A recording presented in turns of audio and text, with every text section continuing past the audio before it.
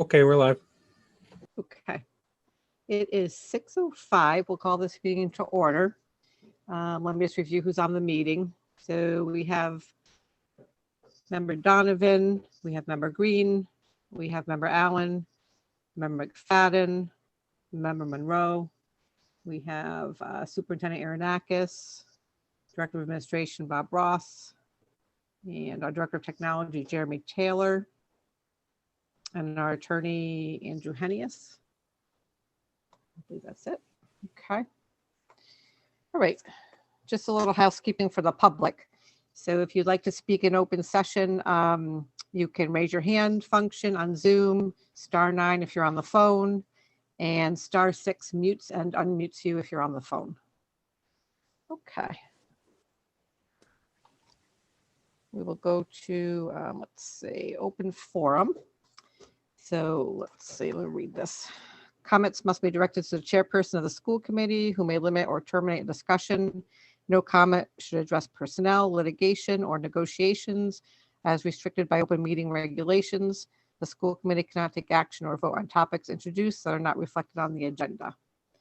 So if there's anyone on from the public that would like to address the committee, you may raise your hand or hit *9. Okay, I think everybody's good. All right. We'll go to the consent agenda.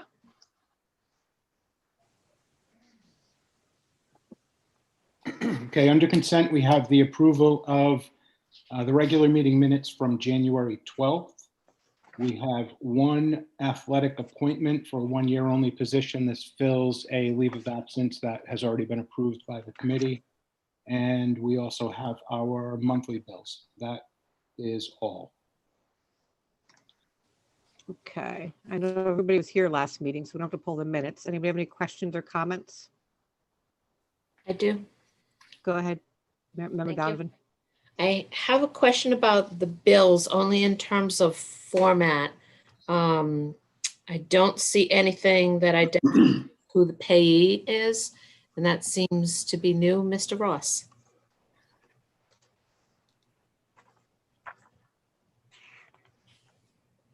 Yes, I think this highlights our struggle with our new ERP system. So what you have there is the detail or the description and the account number, but we're just trying to debug the formatting of getting the information that we want on there. And we were heavy on who the vendor was and light on the description side. So we kind of were working on trying to format the description side, and it kind of blew up the vendor side. So if there's a particular line you want to ask about, I went through them and identified all the vendors that we use. But again, you know, we're trying to get the description so the committee members know what we're purchasing, and then that came at the expense of fitting the vendor on this report. So my apologies for that. It'll be all set for the next time. Yeah. I mean, this will never end. Let's put it that way. It will be perpetual. Our improvements, that is. I want to qualify that. Glad to hear it. Thank you. Thank you. Excellent. Okay, so if we could have a motion to approve the consent agenda. So moved. Do we have a second? Second. Alan seconds. Okay, I will take a roll call vote.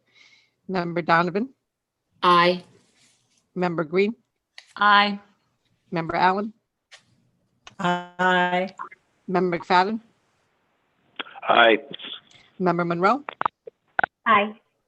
and I'm an aye. Okay, motion carries. Thank you. Okay, we have correspondence. We have a letter to Principal Marino to families on a Wawaloom equity project. Any questions, comments on that? Everybody's good?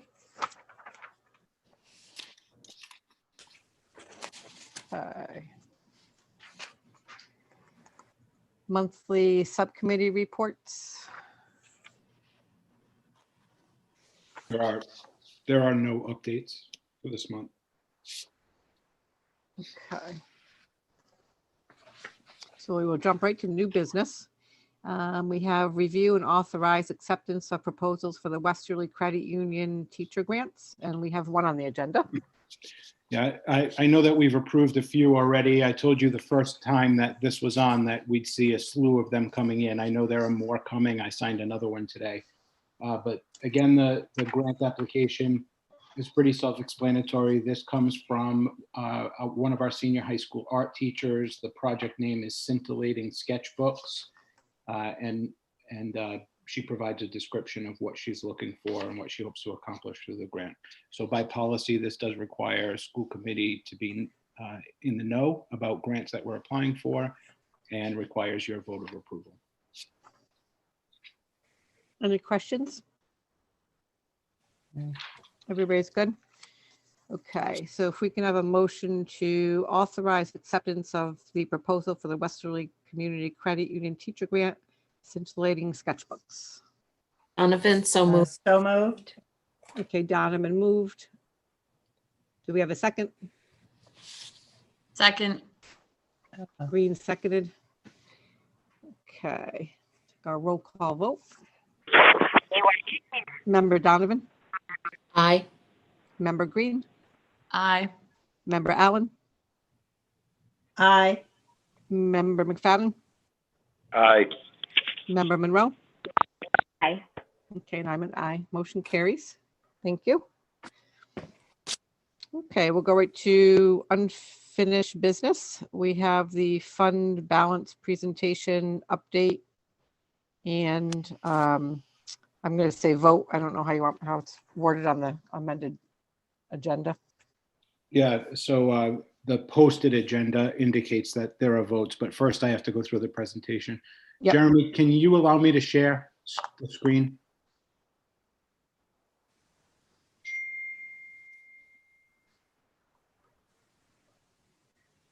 All set. Thanks.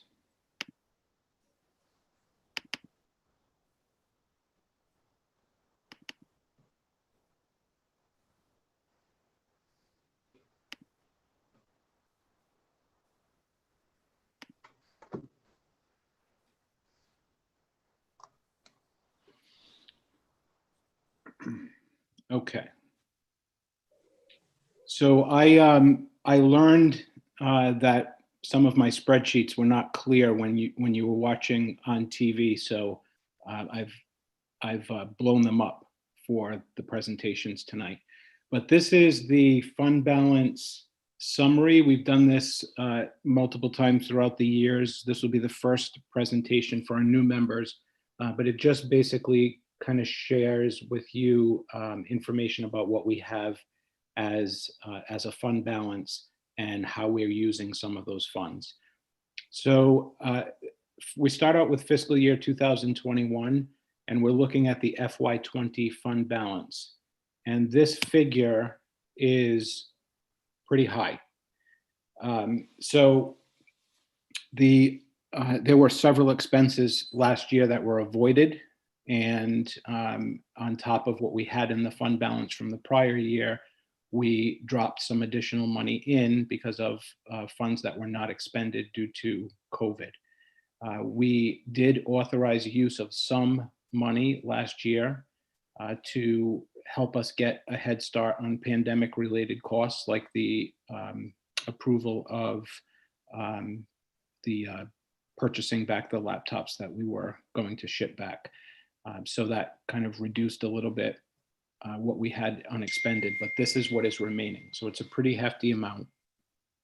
We are required to maintain 2% of our operating budget in the unassigned fund balance for emergency, and that is based on policy. So I simply calculated 2% of the actual operating budget that was approved after the town financial, after the all-day referendum last year. So of the 1.75 million, we know that 662,731 must be reserved based on policy. The school committee report that Bob does on a monthly basis, the one that was presented on January 12th, indicated that we are projected for an $11,976 balance at the end of the year. That is a number that he will update monthly, and we'll continue to change that in the fund balance worksheet just so that we know what we're working with. Claudine, I want to be recognized I now. know, hold, Member McFadden, hold on a second. Jim, do you want? Change your tone of voice, questions? lady. Do you want questions Now during start the over. presentation, or would you like to finish? Whatever you prefer. Usually I go through the whole thing before we take questions, but whatever you prefer. All right, Member McFadden. Well, that's can you- interesting because I get interrupted when I'm on the floor all the time. But go ahead, Claudine. What do you got to say about that? Is your question specific to something Jim has already stated, or can you wait until the presentation's over? No, I'd like to state it now because I don't have the presentation in front of me, and he didn't give it to us in advance in the Yeah, package. the presentation is in Therefore- your your presentation is in your packet. I have no idea what he's referring to. I'm on the phone. I don't need to give you an explanation, Claudine. I have a question. I want to be recognized now. I will recognize you. I just want to say, members, just so you know, this is in your packet. It's right after the Westerly Community Credit Union grant. There's a sheet in there, and it's entitled Fiscal Year 2021 up on top. So it's in your packets if you want to follow along. Member McFadden, go ahead. Jim, is this an audited amount or is this an unaudited amount on the reserve fund? It is unaudited. All right. We've not. Then I think you need to, I would appreciate, and I think the new member would appreciate the distinction between the two. Well, it's right on the sheet that is shown on the screen and is in your packet. It says unofficial pending final audit report. So, Yeah. But I have you didn't answer. All right.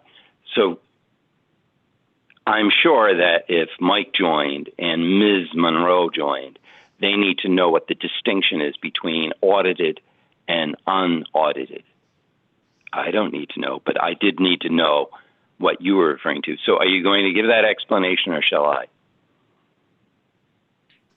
I'm happy to.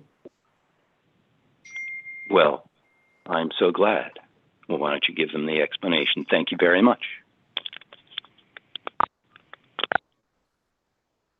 The spreadsheet indicates that this is unofficial pending the final audit report. Every year our finances go through a formal audit process. That final audit gets brought to the school committee for a vote and or for a presentation and for approval. Until that happens, the balance that we're projecting is considered unofficial. Typically, the balance does change a little bit as a result of the audit, but not typically, again, not considerably changed. So we should expect that what we see in the final audit will be close to this figure.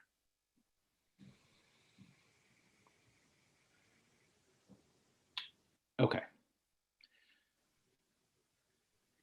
So the next thing that is listed is that from the fund balance, again, we were projecting that we would have additional funds because of the expenditures that we did not make last year.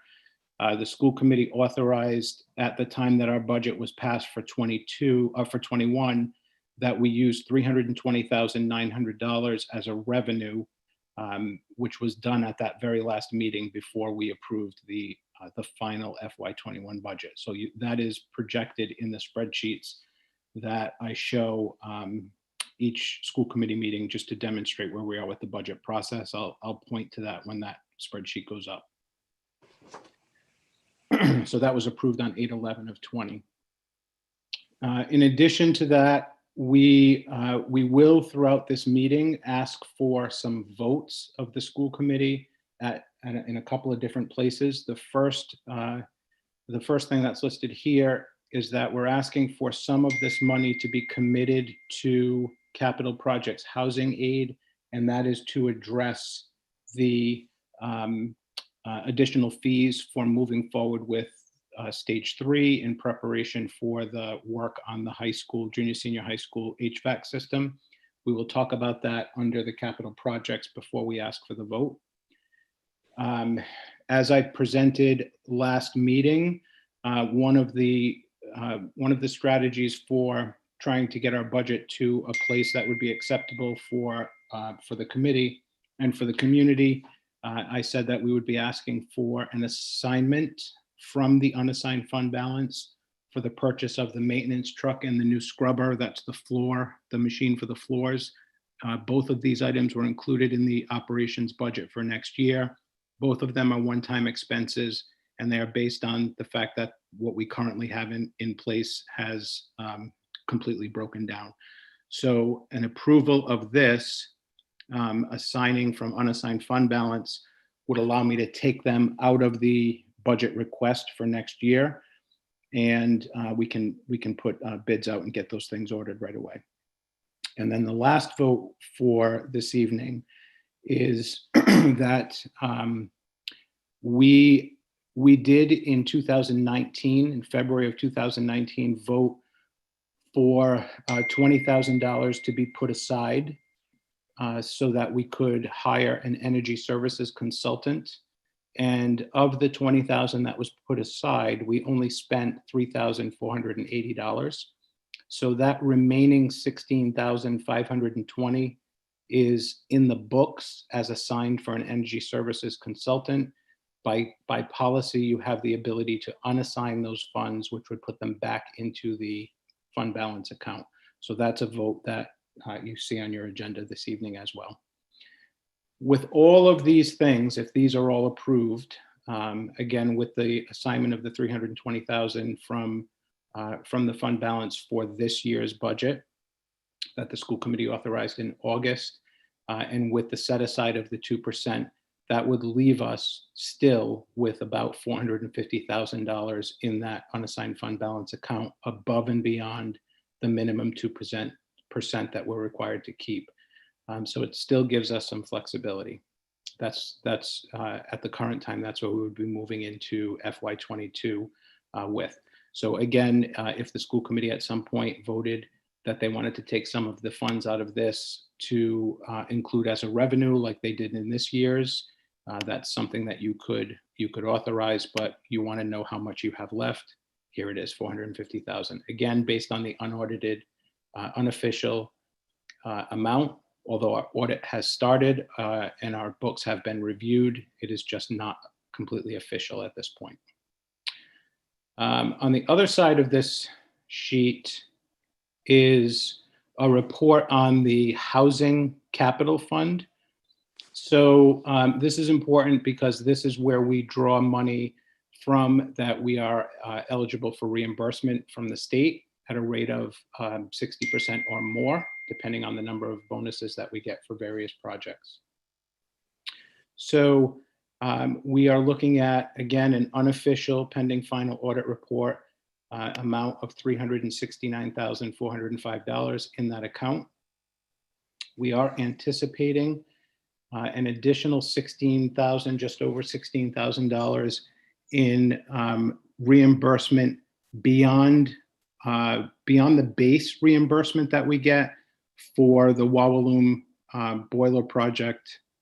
No, I'm sorry, for the projects that we completed in 20. That's the, remind me what we did, Bob, in 20? All the years of blending together. And we did the boiler. We did a boiler. We did something at Lynham. Wowlum was a boiler. Lynham. Lynham was the boiler. It was the Lynham project, the Lynham boiler project.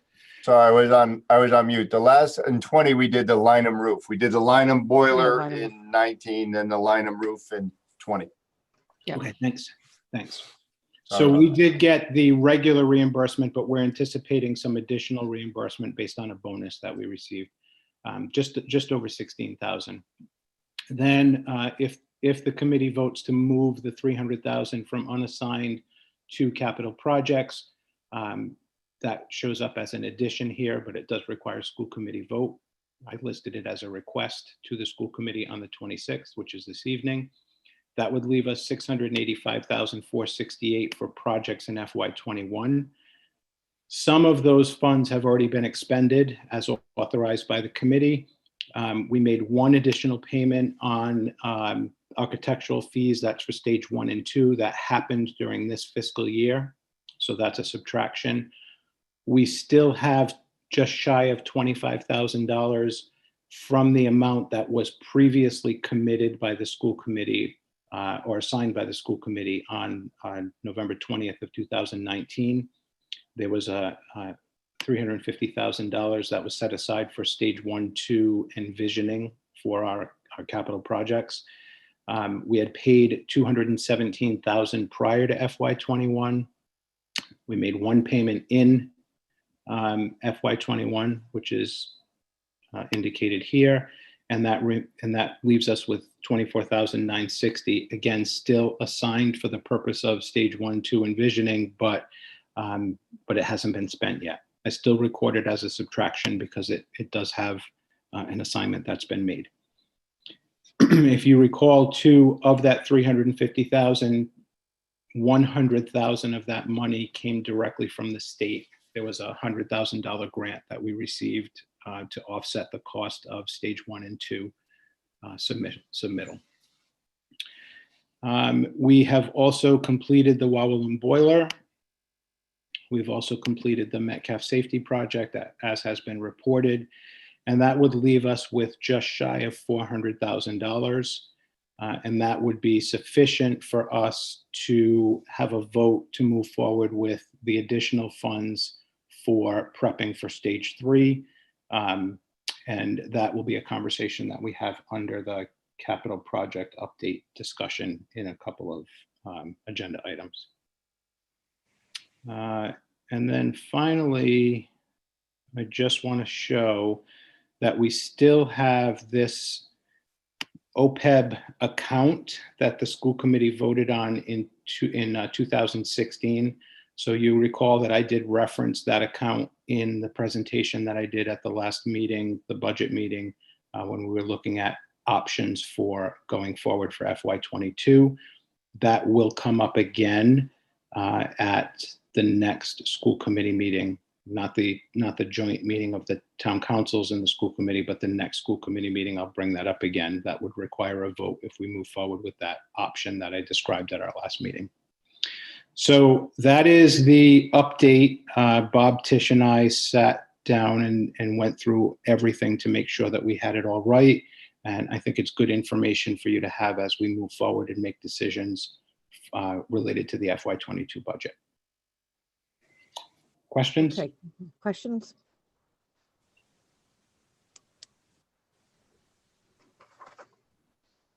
I just have one, Jim. So we're looking at for the balance you spoke about in capital. So we're looking at the 398, 473, not the 490, 870 because the Right. So that would be in FY22. I always try to project out what would happen next year. okay. So if we don't do anything with this money, which is not our recommendation, right? Even on the agenda for tonight, you have the $300,000 request for the stage 3 work. Yeah. But if we didn't use any of it, it would carry to next year. Then we are also anticipating an amount of reimbursement for the 2 projects that we did this year, the boiler and the Metcalf safety project. So we calculated 60% of the cost of these 2 items, 60% of the $154,000 roughly. Yep. So we're projecting that we would receive at a minimum $92,397, which would add to whatever we have left in the account at the end of this year. And that tells us what we're starting next year with. Again, this will not stick because any other assignments that we make in this fiscal year will be subtracted from this amount, which of course would reduce our starting point for next year. Okay. Thanks. Okay. Yep. Everybody else is good? Okay. So we have a couple of votes following Jim's presentation. So we'll do one at a time, obviously. So we have the vote for the vehicle and the scrubber. And then the second vote is for, the remaining balance, the Yeah, so that's 16,520. That's an unassignment. And then in the packet, after the spreadsheet that I included, which I just went over, in the packet, I included the policy 3305 fund balance. And in that policy, it highlights that you can unassign in the same way that you assign. And that's how I developed the vote, the wording of the vote. And then you have the minutes from the meeting, the actual meeting from February 26th of 2019, when that vote happened. And that vote is found on page, it didn't show up in the,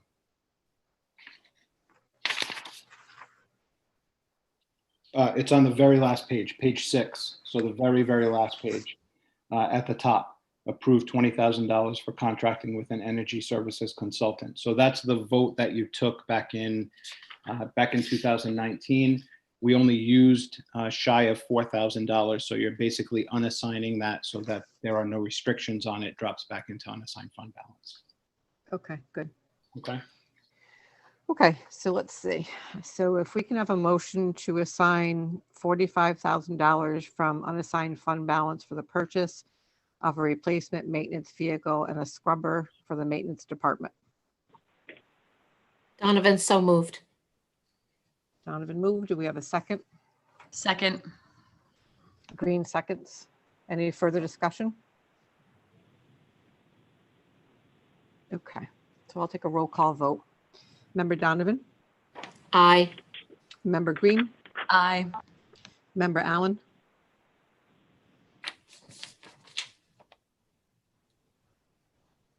Diane, you have to unmute yourself.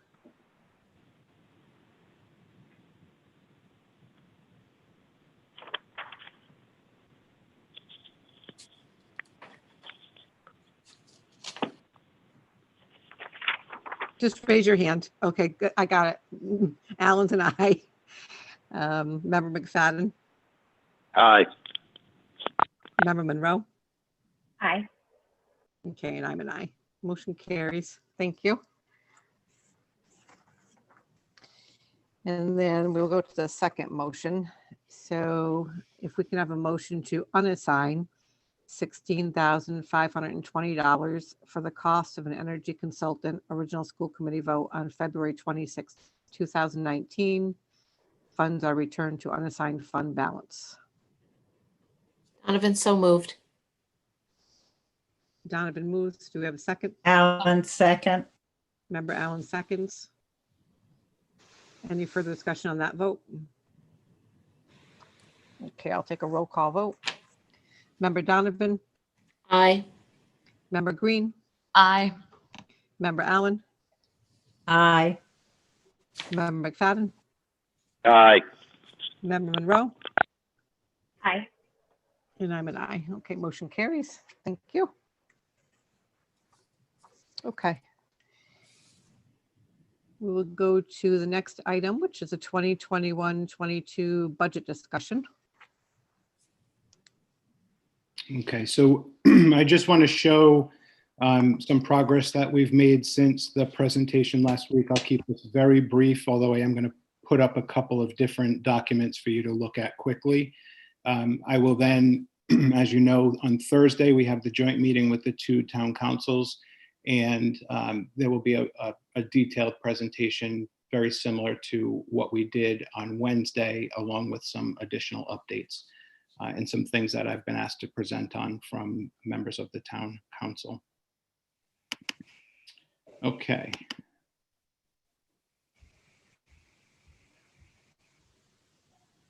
So the first thing I just want to show is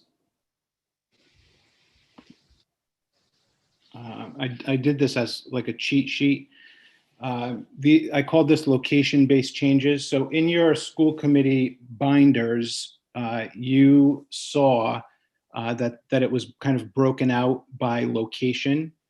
So for example, each of the schools is identified as its own location. Then my office, the curriculum office, technology, maintenance, athletics, special education, and fiscal obligations. These are the various sections of your budget book. They're not in this exact order, but they're in there. What I did was I just pulled from those reports and indicated what the original change was. That means, again, based on what was asked for draft number 1, the senior high school requested $71,515 above the FY21 budget. Junior high school asked for just shy of $29,000 above the FY21 budget. So these numbers come right off of those reports that are in your binders.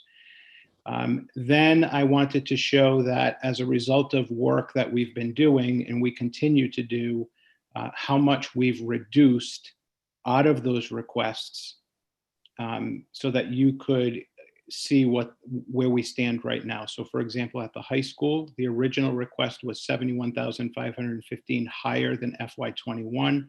We have reduced $26,699 out of those requests, which means we're now looking at just shy of a $45,000 increase for the senior high school. And what I wanted to do also is give you at least the big items, the rationale for why we see the increase. And so at the high school, there's roughly a $45,000 change that can be attributed to 2 items. The first is the cost for the new ELA curriculum. And as was explained, that is based on a law that was passed very recently, requiring us to move to high quality curriculum materials. They have to meet certain criteria as established by RIDE. This would bring us closer to being in compliance with that. We're required to do it by 2023, I believe is the year. So that's that expense. And then as I've reported out on AP testing, those, if we want our kids to take the AP test, we need to require it. If we require it, we have to pay the fee. We had never budgeted for that before, but we want to require our kids to take the AP test. So therefore we have to fund it's around $12,000. So that has been budgeted at the high school. At the junior high school, I have not had the meeting yet. That is scheduled for tomorrow morning. So again, I'll continue to update this so that you can see. Metcalf, the original request was a $40,000 increase. We have cut out $46,665 from the request. So they're actually looking at a net change of negative $6,375. And again, this doesn't mean that we've taken things that they want and necessarily reduced them and just completely taken them out of the budget. This means that we identified some items that were listed twice in the budget, so we just deleted them. As I explained the last time around, the request for some of the technology like the Promethean boards, instead of doing a flat out buy, we do them on a 3-year lease, which reduces expenses. So we didn't necessarily remove things. We just budgeted for them in a more efficient way, and we remove duplications. If 2 separate budget enterers put the same request in, we've identified it and removed the duplication. So Metcalf is actually slightly less than what the request was for last year. We've gone through the same exercise at Wawaloon. They are now roughly $5,000 less than last year. Lynham, that meeting is scheduled for tomorrow. My office, the original budget was $5,000 less. The curriculum office was started out just shy of a $10,000 increase. We've removed $17,000, and so now they're at $7,200 less than last year's request. Technology department started out as a $47,000 increase. We've removed just shy of $20,000, so the new change is $27,665. And that can be attributed to the new data center and network equipment. That's the big budget item in there. That's to update some of the equipment that we currently have.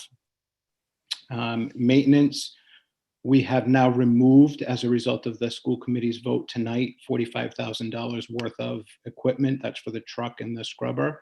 So minus those two things, we are at $19,000 above last year, and we are still looking at that line.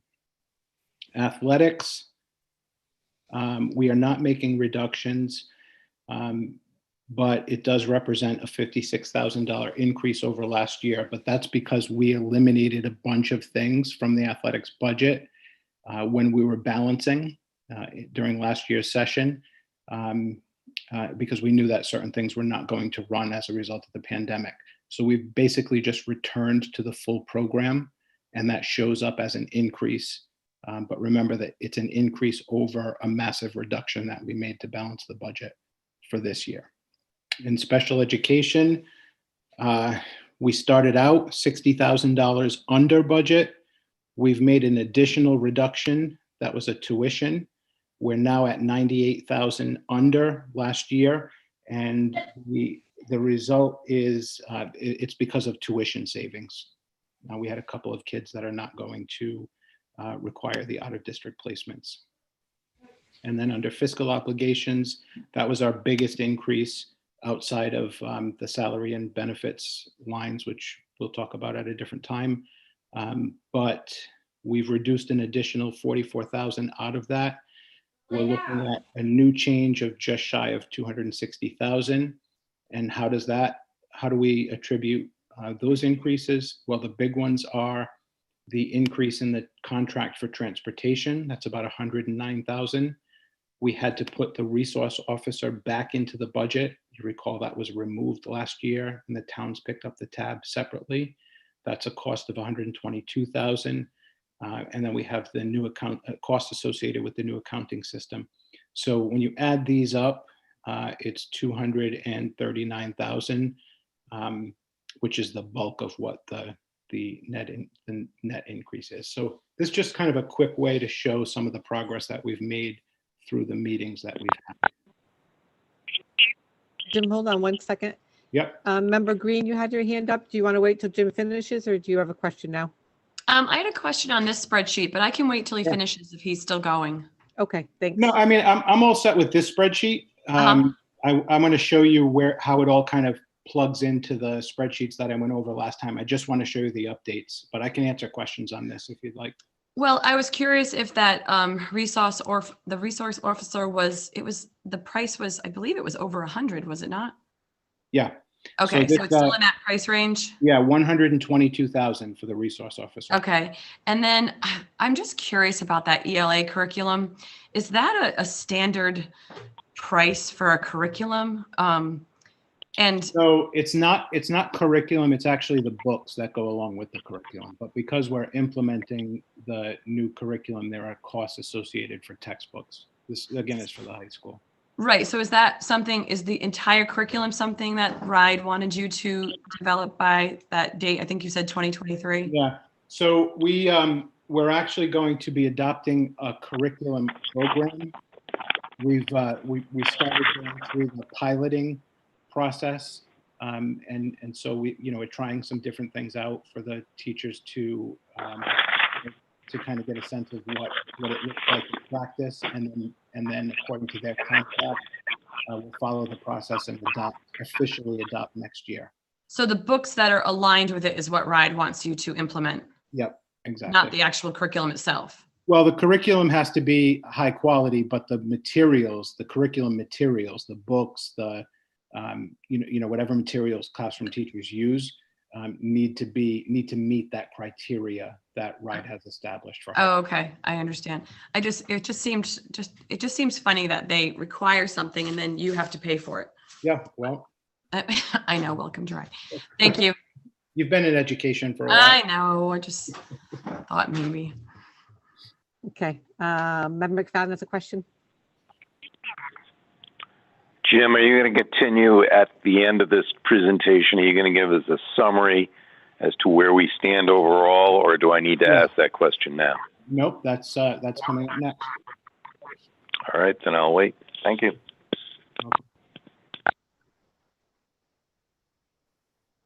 Go ahead, Jim. Everybody's all set. Okay.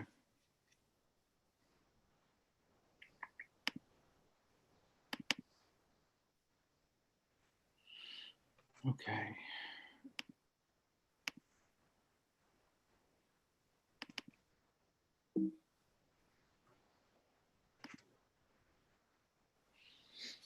Okay. So just really quickly, what you see here was the original request that was presented on January 8th. The original request was $34,616,726. The current draft operations, which includes everything that we talked about at the budget workshop, if all of those things happen, then this would be where we stand, 33,902,812. So I'm going to just plug these numbers in so that you can see the impact. We were at a 10.79% increase for Exeter and a 2.61% increase for West Greenwich with the original ask, again, based on the population shift. But our current draft operations, you can see that we've cut about $700,000 from the original ask. Okay. So I'm just going to plug that in, 33,902,812. So that alone now brings Exeter down to 8% and West Greenwich down to 0.03%. That's based on the cuts that we've already made.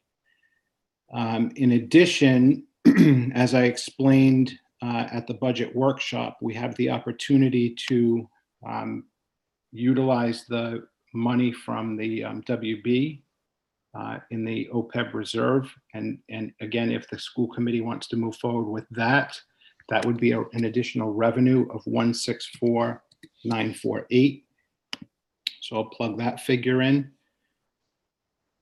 That brings Exeter down to 7.36% and West Greenwich to negative 0.56%.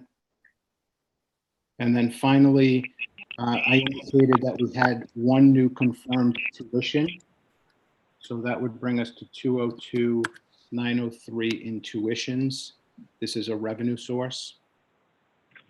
So that would be Exeter at 7.31% and West Greenwich at negative 0.61%. The total increase, the total requested increase at that point would be 3.05%. I'm not done yet, but I just wanted to demonstrate with the cuts in expenses and with the increases in revenues that we have the opportunity to take advantage of, this is where we would stand, 7.31%, negative 0.61%. So I'm just going to show you what that looks like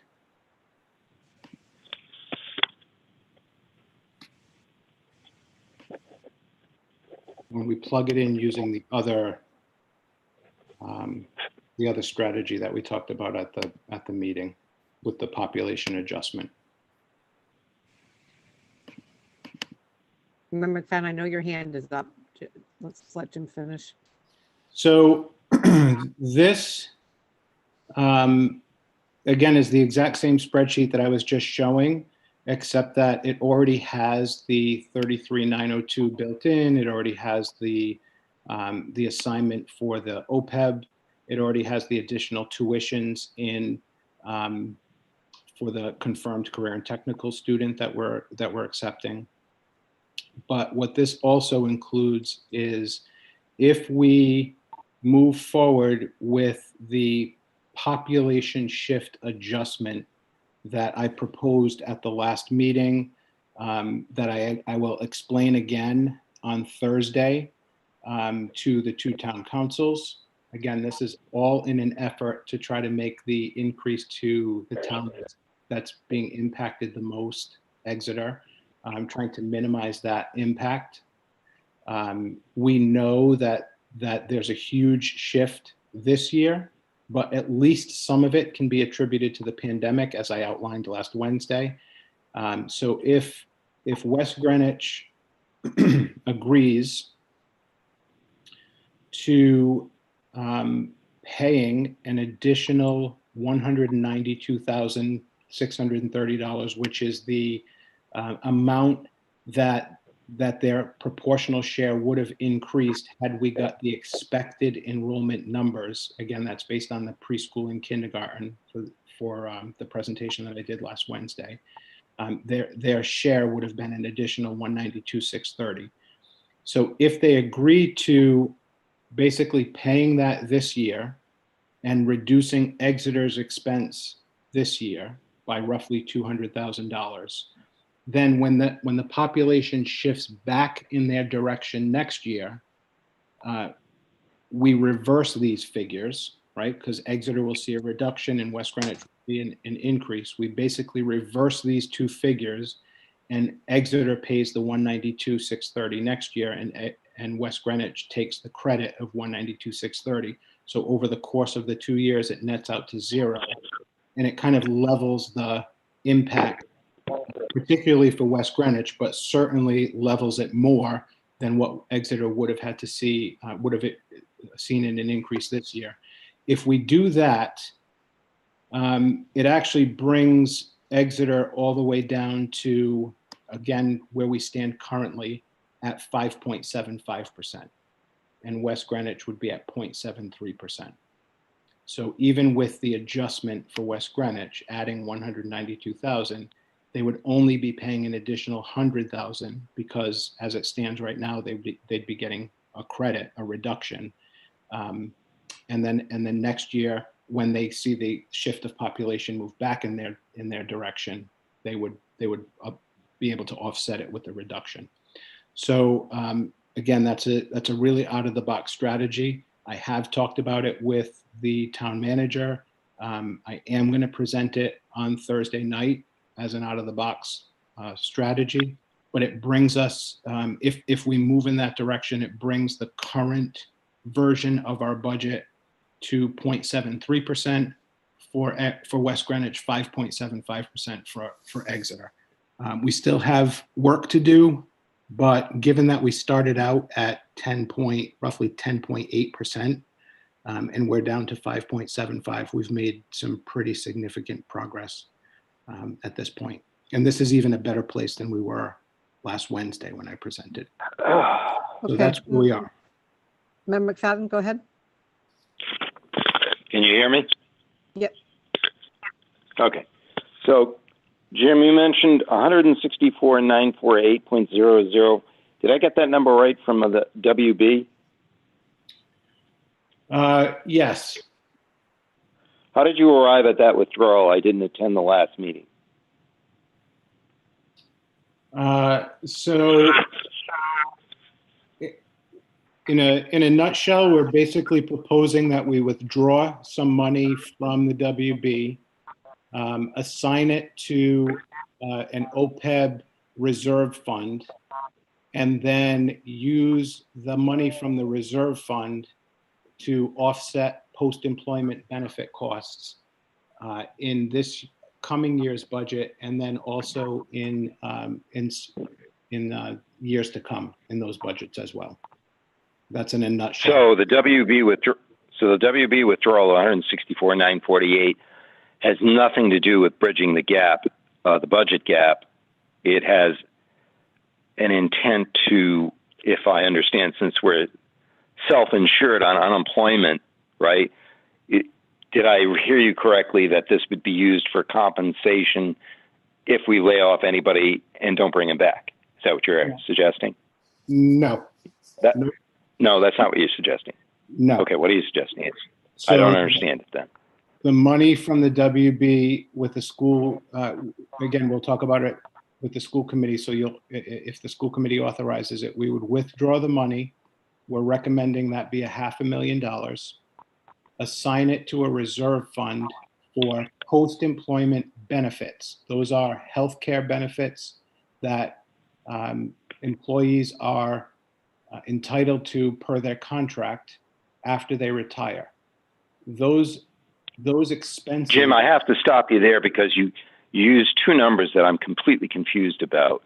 There's the 164.98, and you did say $500,000. What's the $500,000? So the $500,000 is what we would withdraw and assigned to the reserve fund for OPEB.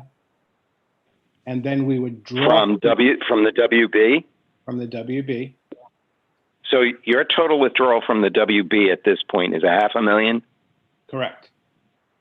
not 664, but Correct. of that $500,000, you're going to dedicate 164,948 for benefits for, this is where you continue. So to offset the cost of benefits for retired individuals that are included in the operating budget, that have always been included in the operating budget. So it actually does close the gap because it utilizes an additional revenue, which has the same impact as reducing expenses. So by increasing a revenue and assigning it to offset some of the retirement costs, we are actually reducing the impact on the two towns. So is that 164.9, is that going to reduce under the page that contains benefits? No. Well, no, it's not. The increase of $20,000. All right. So No. somehow I'm just a little confused where that budget item that you just described appeared in our budget in the past, where we would pay for. So right now it sounds like, oh, it's such a headache. You're creating a new line item in the budget for post-employment retirees No, who have not reached 65, because I don't think, correct. unless it's for, is it just for the gap for health insurance Correct. between when they're eligible for Medicare and where they are now in age, which might be 63? Yes. And those expenses have always been included in the benefits section of the annual budget. It's always been that way. It's well before. Right, but now you're pulling that out as a separate line item. Is that correct? No, it is a separate line item in the budget. It's just under the category of benefits. I've just identified what the post-employment benefit costs are for the district for next year. And we're offsetting those expenses that are already in the operating budget. We're offsetting those expenses with a revenue. We're assigning money from the WB to the reserve fund, and then from the reserve fund as a revenue to offset those expenses in next year's budget. No, I got it. Right. And you're going to give an explanation for the extra $336,000 on the WB. That's fine. On the population shift adjustment, that was a conversation you also had with the school committee in the last meeting, correct? Correct. And I think I'd have trouble supporting that for one good reason, because I don't see there's any possibility of that being supported in the school charter.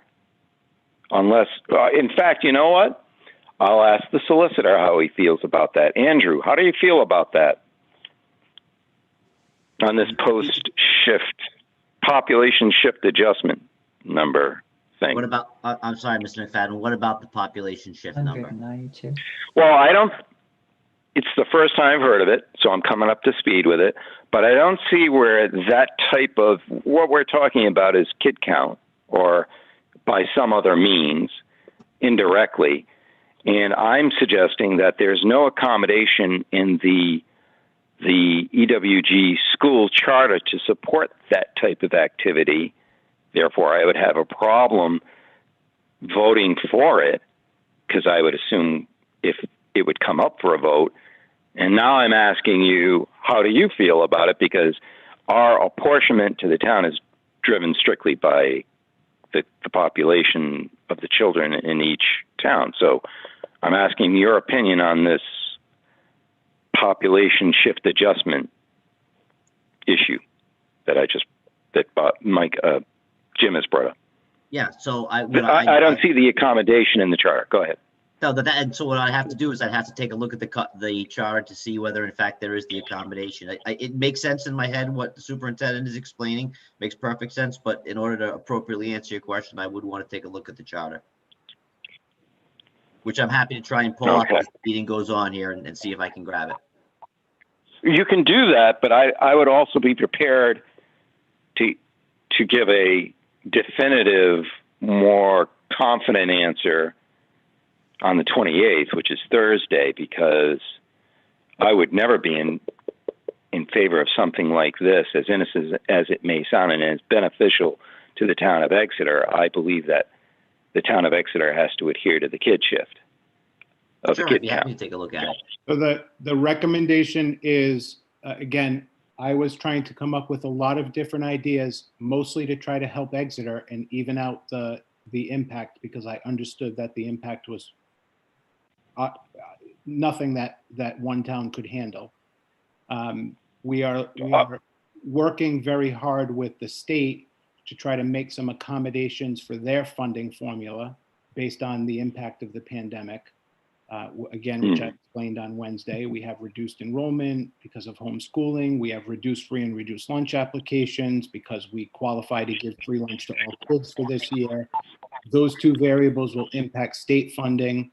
The state is open to accommodations so that no school district gets significantly negatively impacted as a result of COVID. You know, the majority of our funding for our schools comes from local. And if the state is willing to look at possible accommodations, I said, let me try to come up with some strategies that if potentially the three bodies, the school committee and the town councils of West Greenwich and Exeter, they would all have to agree to it. If we could all come to agreement for a 1-year memorandum of agreement, for example, that this is what we're going to do, the net is 0, and there's a benefit for both towns in the year in which their population shifts, then we can move it up the ladder to see what we need to do legally. But that's where I'm coming from, that we're looking to make special accommodations at the state level, trying to do something creative at the local level too.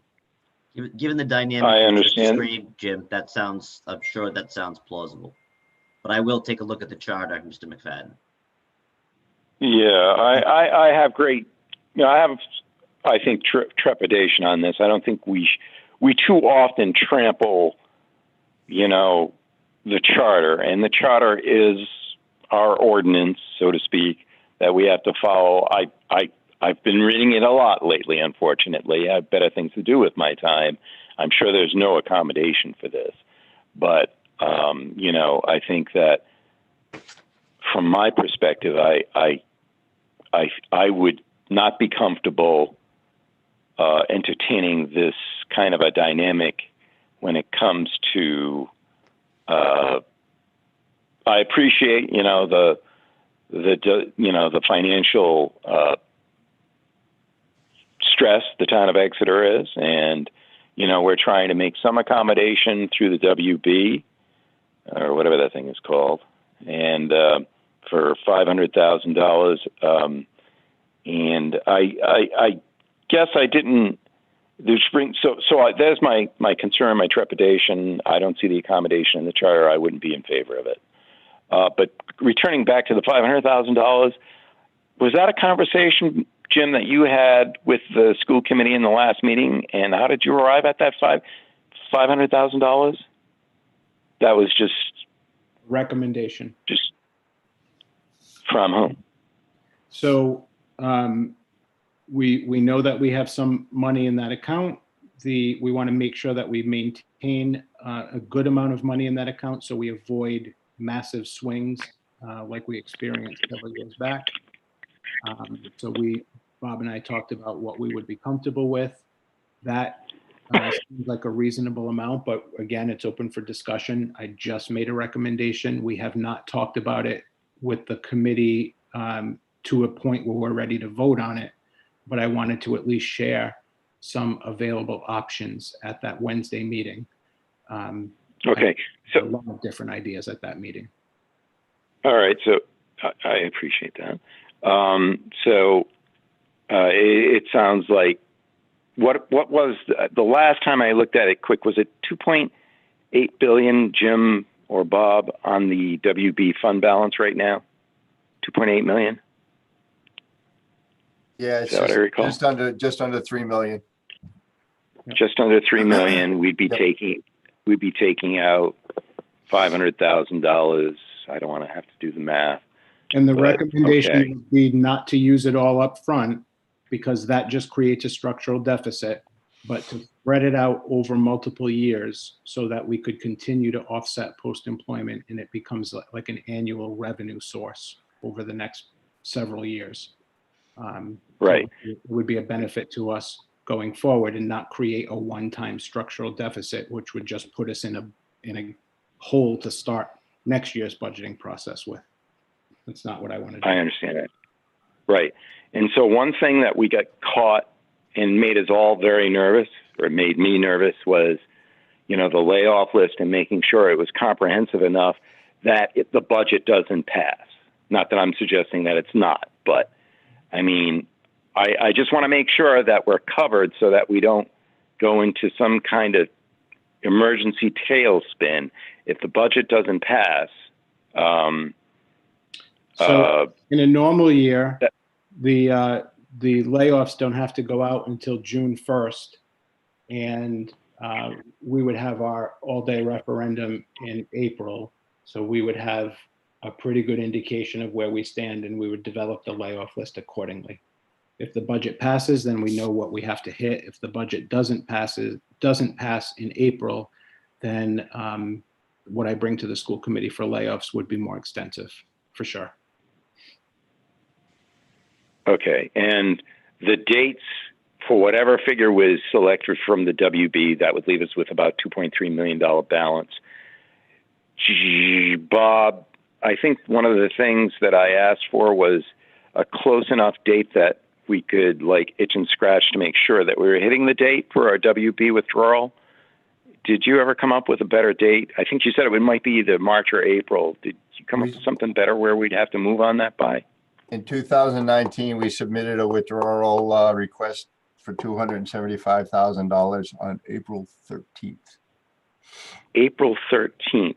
So in other words, assuming you're going to go back, verify with them, we need to know almost well before the budget passes what our estimation is on the WB. And okay, all right, I've spoken enough. I'm done for now.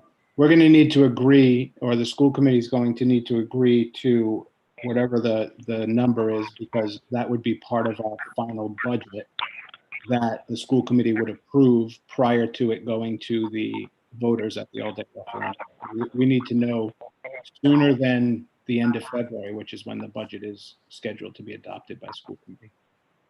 That's why I have it on the agenda for the next school committee meeting, not the Thursday meeting, but the actual school committee meeting, the first meeting in February. We'll talk about this again. Okay. Paul, you all set? We have more hands raised. For now. Okay. Member Donovan, go ahead. Thank you. A couple things. In terms of the kid count and the shift, for those who don't live and breathe this every day, and especially because we correlate the percentage of local contributions to these shifts, it's almost an implication that the student population, kids are moving from Exeter to West Greenwich, and the next year from West Greenwich to Exeter, and it's a change in the total student population from a given community, but it's not washing back and forth between the communities. What is washing is the percentage of local contributions. So I just want to be clear that this has to do with changes in enrollment for each of the communities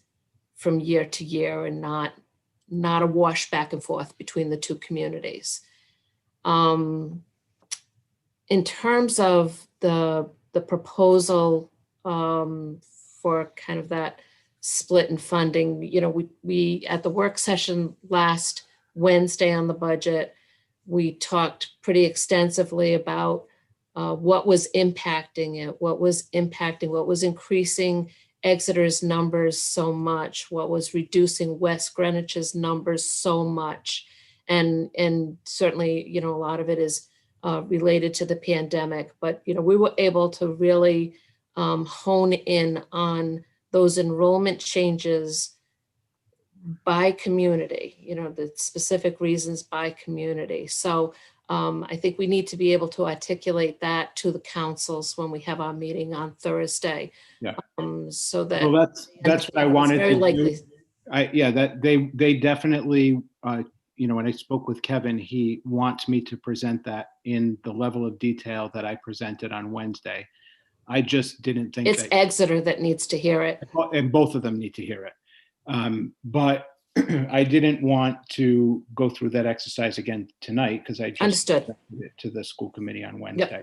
Unnecessary. But Yeah, I got that. will absolutely go through that comprehensive explanation, particularly, well, what we focused on was the non-compulsory grade attendance shifts, preschool and kindergarten. That's what the focus was. I'll go through that entire explanation just like I did with the committee last week. Last week. Yeah, and in terms of the charter, you know, it is explicit as far as the division of the local contributions. This would be something unique. This would be some kind of a waiver. I don't know that the charter allows for a waiver, but it would certainly have to be, as Andrew said, some kind of memorandum of understanding between the communities and the school district, with a hard and fast commitment about what happens this year, what happens next year. You know, it's interest-free funding. It's in anticipation of restoration to normal enrollment in the following year. Nobody can predict that. You know, we can only work with what we have. And, you know, we've been encouraged to be creative. We're required to be creative. We can't go to a community with a 10 or a 7% increase. So I applaud your efforts to give us something to work with and something for the communities to consider. Thank you. I would just add, Madam Chair, if I could, I'm looking at the 4 regional school districts because the business managers took a run at this last year through several meetings. 4 different regional school districts, 4 different ways of handling apportionment.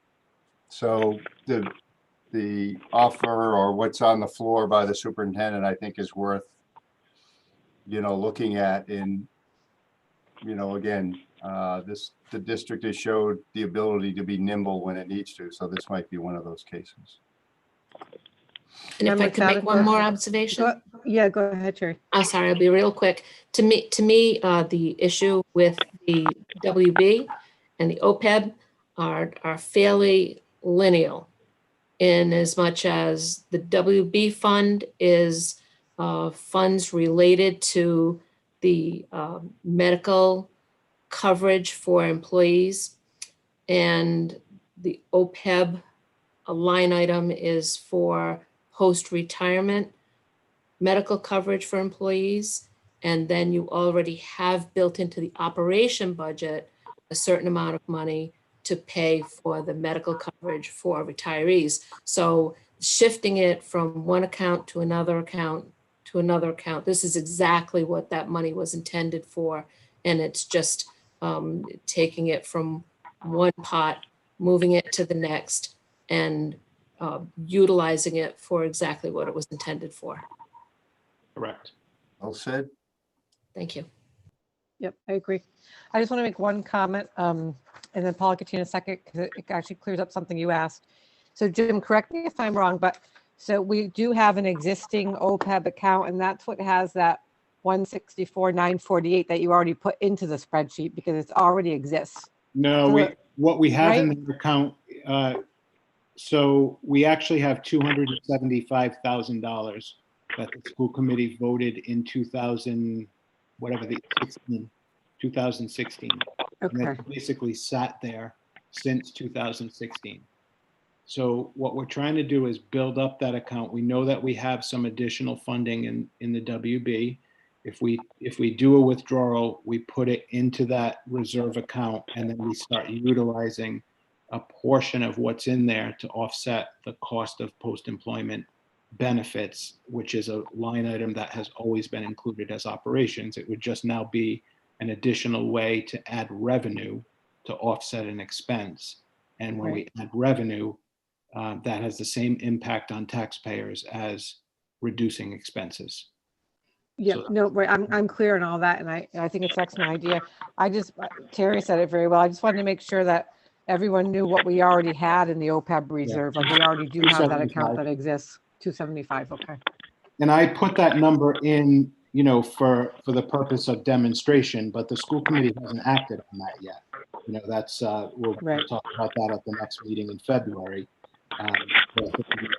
Decision, but every idea that I talked about last week, I want to demonstrate what the impact is on where we stand with the FY22 budget. Again, we're still not done, but I think given that the initial was presented on January 8th and today is January 26th, we made some pretty incredible progress in a short time. I agree. Okay, Member McFadden, you have your hand up?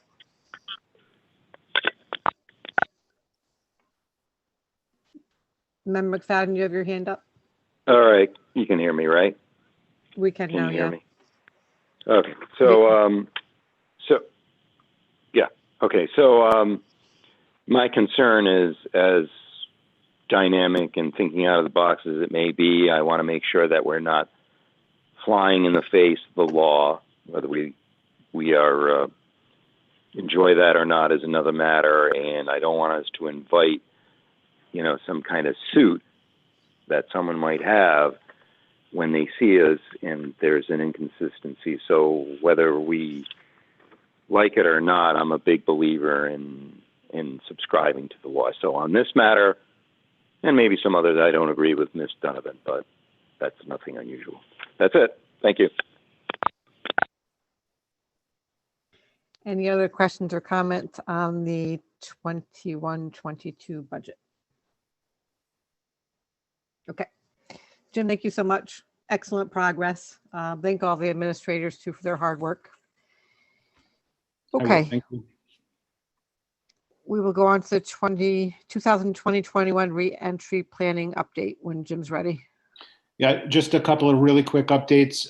The all-day testing event for the junior senior high school is Thursday of this week. So that will be happening. All of our staff that will be able to administer the rapid tests at the elementary schools and at the secondary schools have now been trained. The training was completed late last week. We have now on site several hundred 600 Binax tests that we are able to utilize, and we're going to start that process at Wawaloom next week. We have communicated with the families. They are very open to this. If they don't want their child to be tested, they don't have to be tested, but the first two events are happening. The junior senior high school this week with Rido on site to help us. And then next week at Wawaloom will be our starting point. Also last night, Principal Slattery and I had a community forum with junior high school parents. And we talked about our thinking around bringing more children back to the junior high school on a more frequent basis. We would not make that decision until we have the results of the testing event. But we talked to the families about, what kind of led us to that decision. And one of the big things is survey results of the families. They want their kids in school. It's been a pretty big challenge for a lot of the junior high school kids to learn optimally through distance learning. So we just wanted to open up the dialogue with them. The parents that attended were very supportive, very happy that, yes, they had questions, we answered them. And they are looking forward to sending their children to school on a regular basis if we can make it happen. So that's the goal, and that's what we're talking about. But I would not be comfortable making the final move until we at least had results of the testing. And I think the families would feel more comfortable if they knew that we did not have high levels of asymptomatic positivity in the buildings. So those are the two big things at this point. That's what I have. Question. Okay, questions, comments, Member Green? I was just curious, is it the Binex rapid test? Is that what you said? Yeah, that's the one that we administer. The one that they're doing at the all-day event on Thursday might not be exactly the Binax test, but it's one of the less invasive ones, and I don't believe that we'd have the results right away. It's going to take up to Okay, because the Binax is the quick one. So is there a cost to the district for these tests at all? 0. No. Okay. Yep. We just needed to get people properly trained, which we did. All of the nurses, we have the athletic director trained who will help out with athletes at the junior senior. And then we, once we had all the training done, we asked for a certain amount of the supply of Binax because those are the ones that we would administer. Those are the only ones that we can administer. And we actually get those results in 15 minutes. So are the kids, I'm assuming that if they test positive, they're immediately sent home for Yes. 10 days? Yep. And then once they come back, do they have to be retested, or are they done being tested because the positivity rate supposedly stays for 90 days? Yep. So How does that I did ask that question. I think that maybe I talked about that with you at a Yeah, you probably did. Yeah. So I asked that question when I was on my last meeting with Rido, and what we were told is that for 90 days after a student or after an individual tested positive, that we shouldn't be testing them because we could potentially get a false positive. Correct. Okay. So so my question is, because my concern is quarantines, because, all of the tests have some false positives and false negatives. Once they're quarantined, they're done, because we don't want to keep them out of school by doing the testing in school for kids that don't have any symptoms. Do you know what I mean? That's right. If they test positive and they've gone through their 10-day isolation, that's it. That's it. We shouldn't be testing them again. Okay. The next 90 days, which would take us to Take them through the summer anyway, so they're good. So that would be it. They would not be part of the random testing at all. And if an All right, athlete has already tested positive and it's within 90 days of the time that they tested positive, we will not be testing them either, because the science suggests that we would have a lot of false positives, and they, the thinking is that they're not going to get it again, at least within those first 90 days. So that was confirmed. I asked the question based on our previous conversation, and they confirmed it for me. No test for those kids. Okay, great. Everybody else set? Okay, thanks, Jim. Okay, we will go to the capital project update bond discussion. Robert? So the enacting legislation, we're done with all the capital projects for this year. We all know that. I don't need to keep repeating that. But for the bond, the enacting legislation has been introduced in the House by Representative Price and his legal counsel. So they have it on the House side. On the House side, the committee that would look at legislation that's been introduced has not been formed yet. So while the legislation has been introduced, there's no committee that has been established to look at the legislation. On the Senate side, right up until close of business today, I was corresponding with our bond counsel and Mr. Flurry, who does work for Representative Price, and Senator Morgan to say, if the Senate is going into session tonight, that Senator Morgan has to ask the Senate to take up the legislation or to introduce the legislation. On the Senate side, there is a committee that could look at it. So that's a good thing. But now we have to know if it got introduced. I think they were meeting tonight. The long and short of it is that in order to make the April 12th, which is the all-day referendum vote, the legislation has to be enacted by February 12th. So to make April 12th, it's got to be done February 12th. The likelihood of that happening is almost zero, according to legal counsel Richard Flurry to Senator Price or to Representative Price. Could happen, but probably not going to happen. Our bond counsel, Karen Grande, is saying, well, maybe as an alternate, what I can try and do is modify the legislation to say 30 days from enactment, which should be able to get us to which would give us till March 12th to get the legislation enacted. And then we would make the April 12th all-day referendum vote or deadline. However, that's never happened before. And she needs to work with Nellie Gore, the Secretary of State, Gorbea, to see if she would allow the 30-day. So it's pretty fluid. You know, the little factoid that I learned is that the bond is an election. So it's treated like the whole electoral process. And so in Karen Grande, who's bond counsel, that's her bread and butter. So she's making sure we're going to hit all our marks. In looking at some of our historical events, you know, she questions how the all-day referendum in the previous bond votes could have been on the same election day.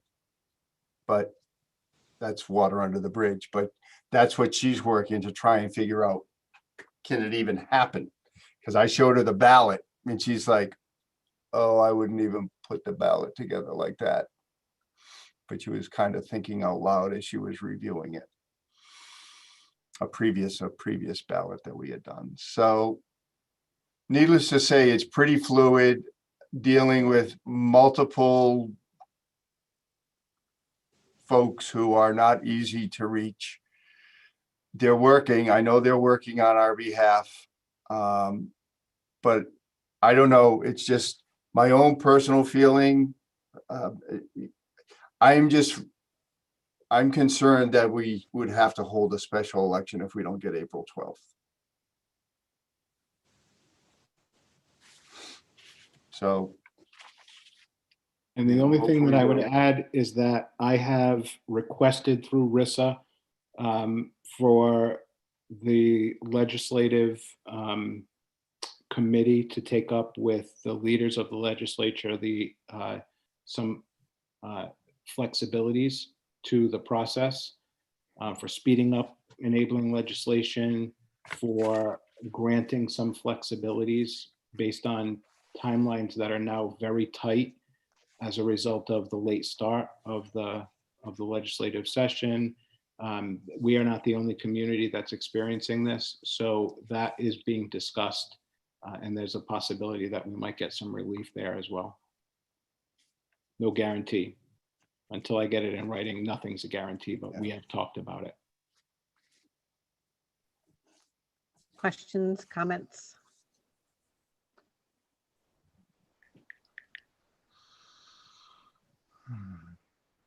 Okay. On the other front, I am in conversations with the Department of Education, RIDE, and the School Business Authority to we're discussing the HVAC and the fact that it's a 3-step submittal. So stage 3, basically you get schematic design, they review some more actual design work review, and then 60% of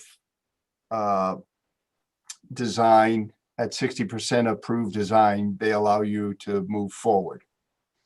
Each one of those reviews is taking about a month right now. The way you do it is the architect and engineers submit through a portal. You're in the queue in the portal. They review them as they receive them. And so there's no circumlocuting the portal, which we were expert at prior to the portal. But so it's just, I'm feeling very anxious about, all things could fall our way, but there's just a lot of players in play right now that we're waiting on, so. I'm going to recognize Lee Kissinger. He's on the building committee. Go ahead, Lee. Hello. So given the timelines we discussed at the last CPBC, I'm assuming what you asked RIDE about was emergency authorization to move us forward, Bob. Is that correct? And they're Correct. 60 days at 60%. 30 days for each step. Correct. So given what we know about Lou and where he might be, that doesn't sound like we're going to be anywhere near being able to put contracts out on the 13th. And all we have is 30 days slop in the schedule to get this thing done. And that's assuming that material lead time is 12 weeks and not 16 weeks based upon what Mr. Mayor said at the last meeting. Am I on target? That's a recollection that I recollect. Okay, and because our legislators took a year off and didn't do diddly, we can't get enabling legislation, and that's another big if, which means that that's, the April 12th is probably off the table. And it doesn't sound like Karen has any real skin in this game because it's her bread and butter. So if we, let the bureaucracy run its natural course, of course, it's more favorable to her anyway. That fair? I have not capitulated on the 12th, April 12th. I'm still pushing real hard. They keep saying it might not. I said, well, this has got to happen. So they're working on it. To everything we discussed at the last meeting, we really need to focus on that HVAC unit, but we've got to get it done. We've got to do it while we can plan to do it. But it's almost like the cards at this point are stacked against us, Bob. Yeah, that's my anxiety, Lee, is that if someone gave us an answer on one of those two things that are out there. Yeah, that means we could plan for the other. Everybody that I mentioned, they know we had a building committee meeting tonight and that it was going to come up, and they just didn't have a definitive answer. And I'm still pushing for the let's make it happen on April 12th. You know, I tell them this is Exeter West Greenwich. We do a lot of different things down here. So let's see if we can just get this done. Well, let's just say we had to have a special election a month later. Yeah. Okay, and let's just say that chews up, let's just say that chews up the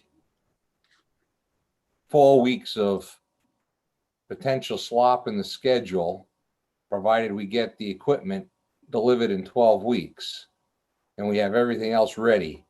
That moves us to about the 1st of October for an install, correct? So we're still not really in the heating season. We could still get by if we're all set to go.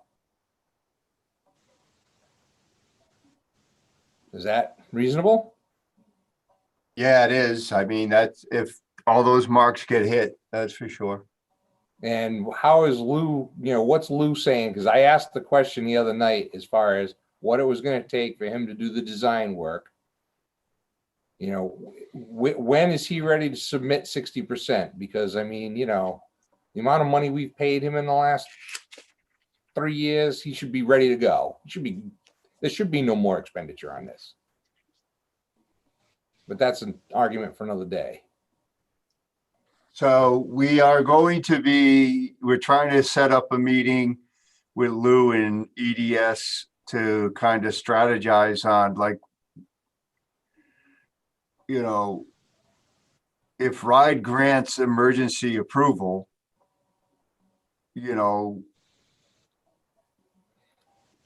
Does RIDE understand the risk if they don't grant emergency approval that next year you might be shut down because you've got no heat in the building? I mean, have you made that perfectly clear to them? Yeah, they understand. They're sympathetic to our predicament, and that's why I'm remaining hopeful with them, with all the people involved, because at the end of the day, you said it perfectly. The legislators did not meet. I mean, we submitted in, last fall. Last fall. And so, so a lot of things are, don't use the word loosely, but we're victims of things that are beyond our control. Having said that, the conversation with Lou, and then, it will kind of be the precursor to the building committee on the 4th is,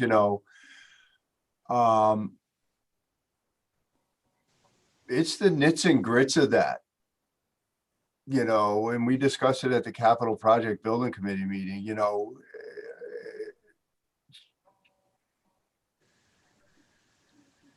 Well, I don't understand what's so difficult for him to give us an estimate as to when he's going to be done with the design. It's strictly putting lines on paper. It's strictly manpower. No, I don't think there's, I don't think it's that he can't give us. I think it's that he's working on that right now, and they're going to get back out into the building. I mean, we met just over a week ago, and we still haven't voted to pay him. Yeah, I understand that. And that's the next topic of discussion, which is why I'm asking all these questions. Yeah. Given the fact that, I mean, we have no answers at this point in time. We met over a week ago. I believe it will be 2 weeks Thursday. And, we still don't know when he's going to have the design ready for submittal, which starts a clock for emergency authorization. Let alone, like you said, if we had one or the other, we could possibly plan this thing. But right now, we can't plan anything.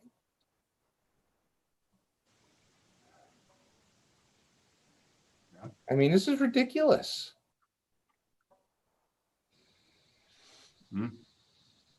Yeah. I guess I got nothing more to say. I mean, I'm as frustrated, I guess, as everybody else, but somebody's got to start thumping this guy and getting him to give you an answer. We have to commit to things within a couple of days. You know, why does it take a week and a half to get an answer as to how much time is it going to take to do a design? It's I don't doesn't think, make any sense. I don't think that's the question. I know for a fact he's engaged with EDS and with his design team. So I know he said it at the meeting. He's going to begin work on it. I think he's doing just that.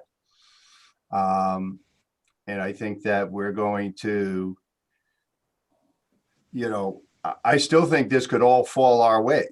I still do, you know, but, you know, hopefully tomorrow morning, if the Senate met tonight, which they were scheduled to meet tonight, then we will know our bill has either been introduced in both the House and the Senate, and maybe we'll get a better read on it. Maybe Karen Grande will have had her conversation with Nellie Gorbea. We're going to talk with Lou. I'm trying to set up a meeting with him this week to say, you know, where are you and on this, because we got to get ready for our next building committee meeting, which is next week. And he should have answers for us. And hopefully in that interim, that's why I love these jobs, is RIDE will have provided us an answer to say, we're going to grant the emergency approval. And, you know, I could envision it going like, maybe, I don't know, pick your poison league, schematic submittal through the portal, and then we go fast track after that, or review in person the didn't Bill schematics and then do. Didn't Bill Mayer say that the schematics were done? The schematics They are done, but design.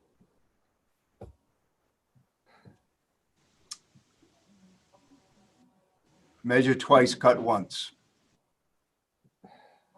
I don't think he has the depth of what that is going to take. All right, so let me put it in simpler words. As a committee, how can you authorize the expenditure of the funds with so many questions up in the air concerning this project?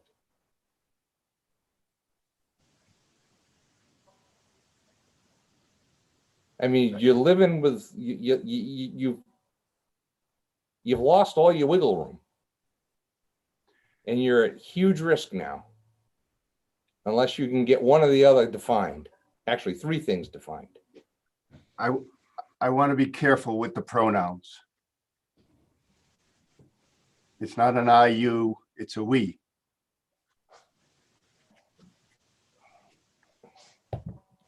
I'm not making any of these decisions on my own. Well, I understand that. Yeah, so I want to be cautious with the pronouns, is all I'm saying.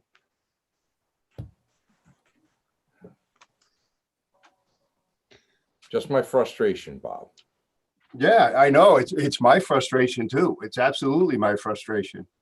But it's a collective frustration. I think if you were in any one of the parties' positions, you know, that they're as equally frustrated. I mean, these people who I'm badgering every morning and every afternoon, like, where are we with our legislation? You know, they're telling me things offline, like the new House Speaker is saying this isn't going to happen. They're going to have to hold their own special election. Who do they think they are?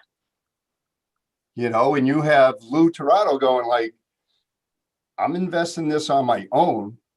You know, like, I'm going out on a limb and I'm doing this, and we can have a whole other discussion about the value of people's time. But the fact of the matter is, he's the architect and he's saying, I'm going to invest time and engage my engineers, and I don't even have I don't even know that the funds are freed up. And then we have the SBA and Joe Da Silva saying, EWG, could you just call us once and say we got it, instead of saying, we'd like a little favor here if we could. I mean, these are real things that I'm dealing with. Like, so my frustration and your frustration, I mean, I think we're simpatico with it, you know, but, you know, we just, you know, and it's the age old thing. You know, I walk around this office all day saying, you don't get it done this week. The conversation becomes, oh, well, we talked about this last week. And if you don't get it in the last school committee of the month, and then you go into February, it's like, well, we talked about this last month. So I know how the game is played, how the timelines are played. But, you know, my goal is, you know, and I said it at the building committee meeting when we aggressively laid out this timeline, I hope the enthusiasm for getting this done doesn't wane, because the further you get from the moment of commitment, the less people realize, well, we were that committed at that point. Like, we all thought it was going to happen. And I'm still, you know, we're a week out, and now, you know, there's like, well, maybe this isn't going to happen. There's no reason why it shouldn't happen, except for the fact that it's no longer about we the people, it's about we the government. Yeah, I know. So the money for tonight, as far as what needs to be committed, so the plans, the schematics, all that is needed for the HVAC system to move forward, correct? Like, we need that money to move forward to get the plans and the schematics for the system. Regardless of when it gets done, that work. Exactly. Yeah, that's my question. So, I mean, yeah, regardless of when the legislation happens, like, this needs to get done in order to be ready to move on the project.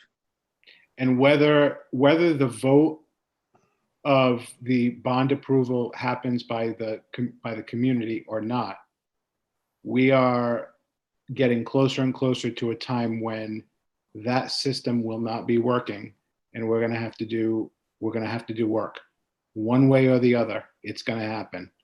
So, Yeah. you know, I don't think it's money wasted. I think the request is to move the money while we have it available into the capital housing projects fund, and then assign up to $300,000, and we won't use it if we don't need it. But it will give the commitment to the architect that we have the money set aside. It'll give us leverage to have the conversations about establishing tight timelines. It will continue our communication with the legislature, with RIDE. You know, we're not making the final decisions, but we can continue to push, because I think the goal of the Capital Projects Building Committee that we heard loud and clear at the last meeting was, let's push and let's be ready to try to get this done ASAP, like this summer, if at all possible. That's what we're continuing to push for. But trust me, getting straight answers from anybody these days is not something that we experience. But we'll keep trying. Okay. Member McFadden? So I just listened to this whole thing, and I'm a little hesitant to commit $300,000, which is a lot of money, and it's not like we haven't committed a lot of money in the past. And until I get a clearer pathway, I'm going to be honest. I heard what Lee said, and it brings concern. I mean, $300,000 is a lot of money. Can we just wait till after the bond is passed to authorize this $300,000 for the drawings? I mean, that's what the money's for, right? Drawings, how we're going to put in the new HVACs. I mean, that's what it comes down to. So, I mean, we don't even have the bond in hand yet. And I'm not even sure I know, based on what Bob's just said, when it's going to appear on the ballot. So I don't, call me crazy, but I think I'd like to see a little bit more foundation here before we commit $300,000. And when we spend it, I mean, there's no going back. I mean, this money actually gets spent. It isn't put in some little kitty. I mean, this is going to get spent on it. So, I mean, doesn't that make sense to wait till the bond passes, or am I missing something here? Yeah, anybody can respond. If I can say that, well, let Jim or Bob respond, but I'll just say real quick. So it's part of the stage 3 approval for the project. So I don't know how we can go to a bond if we need all the, I believe, don't we need all the stages approved from RIDE to actually have the project approved? No, you can you can, I mean, the past year has really thrown all the schedules off. Typically, this flows a lot more naturally than it is right now. The real issue is number one, that the timing of the, you know, the HVAC project, you've got to hit it during the warm weather periods. The second, you know, component is, you know, we've got the approval from the Council on Elementary and Secondary Education for the 17.8 million. We've got the cost estimates for these jobs. I mean, we've got everything in place. The $324,000 was to get us through stage 1 and stage 2. There is going to be probably on the magnitude of, you know, another $700,000 for the rebalance of the projects paid out in fees and services to Toronto, and then additionals to the commissioning agent and the OPMs. These are not, you know, pro bono gratis work that they're doing for us. This is all in the, you know, in the cost estimates that have been floated around since 2018, 19. So it shouldn't be shocking. It's frustrating, but it shouldn't be shocking. So and I just feel like I don't know. I'm just I'm befuddled right now by some of the stuff I'm hearing. So I'm just going to stop talking. Yeah, no, I mean, I understand. Can anybody hear me? Yeah, go ahead, Paul.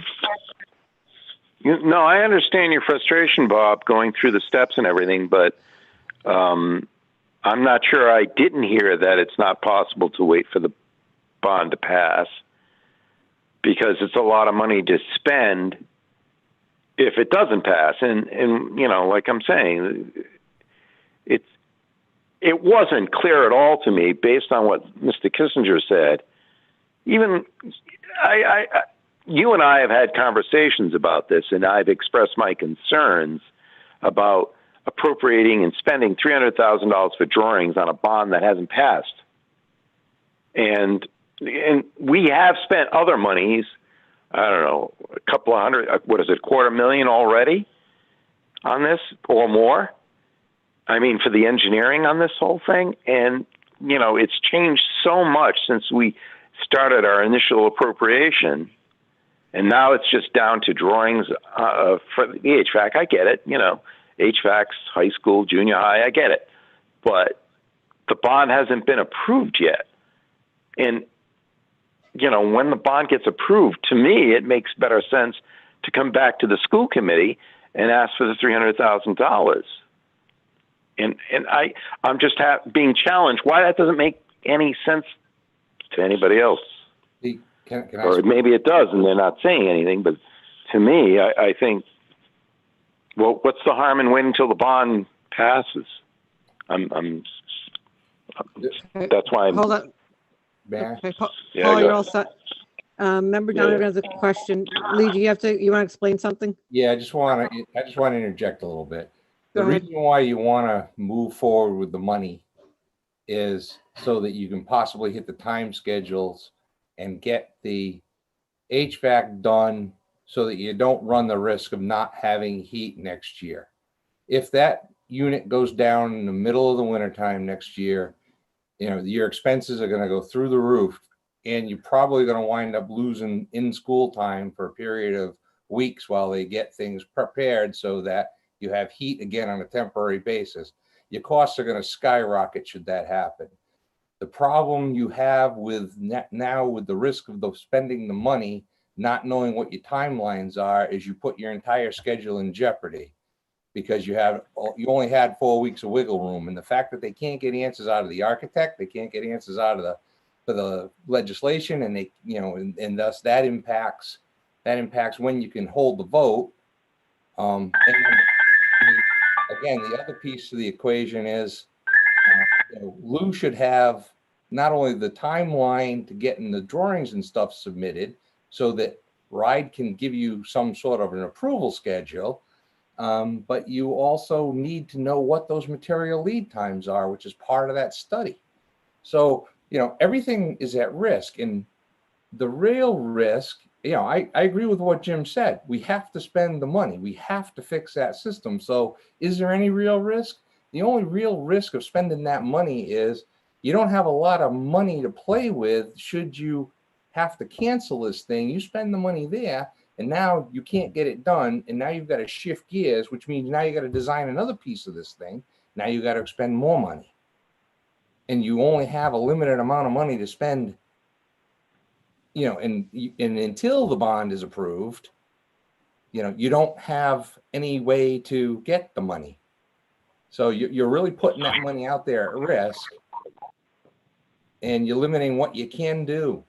So that's the way I see it. And, it's amazing that a week and a half after the fact, we don't have concrete answers or more definitive answers. That's the piece I'm really frustrated with.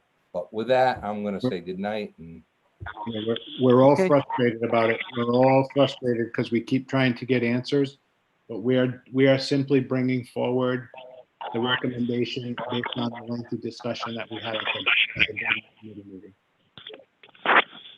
Member Donovan, go ahead. Thank you.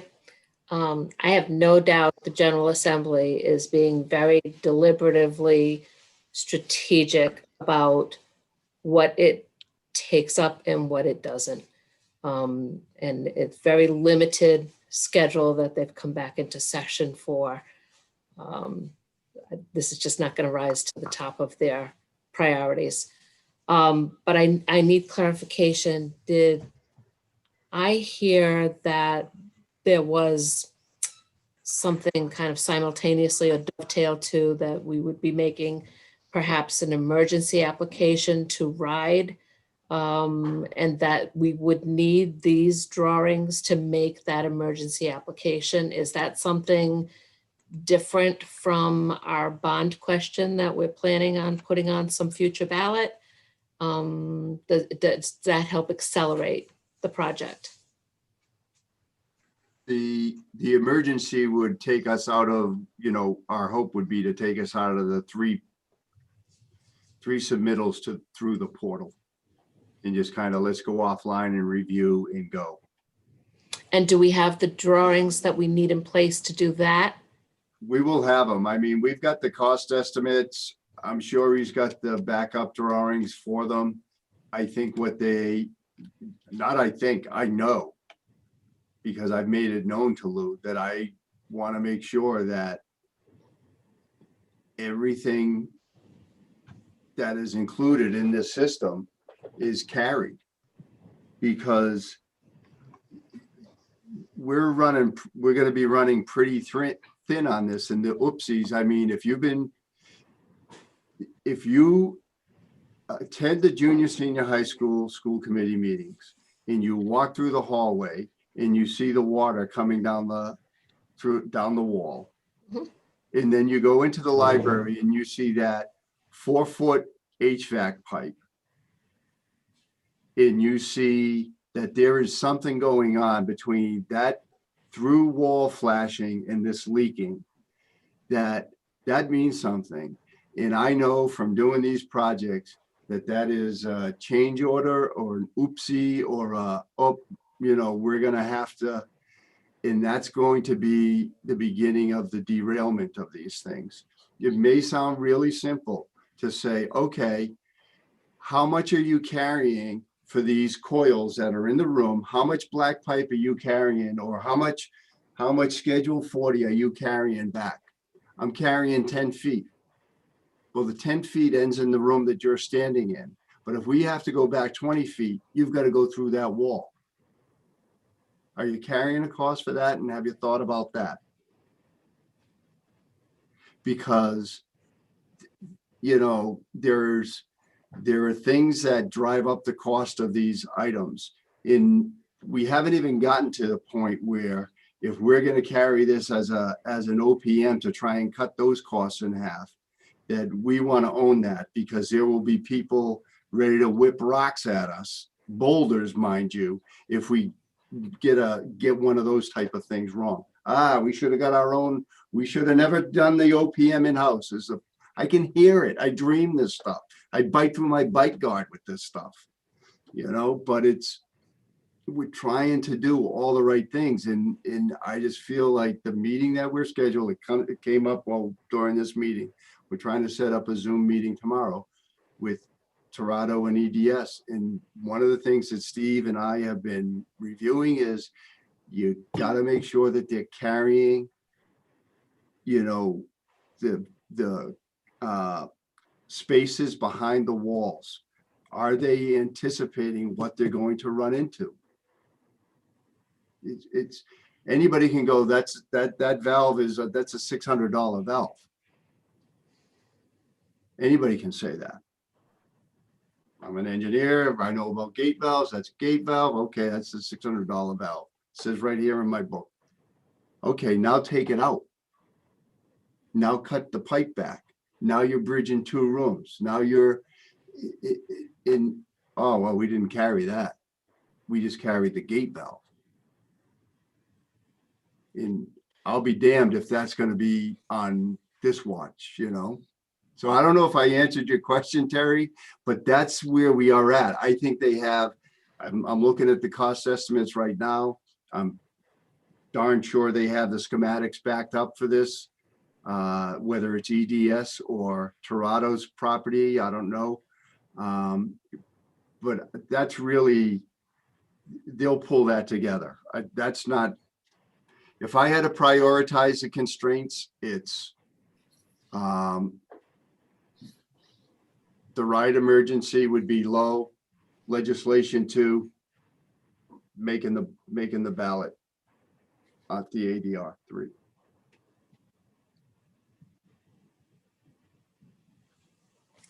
I guess my question is, if this doesn't make it onto a local ballot,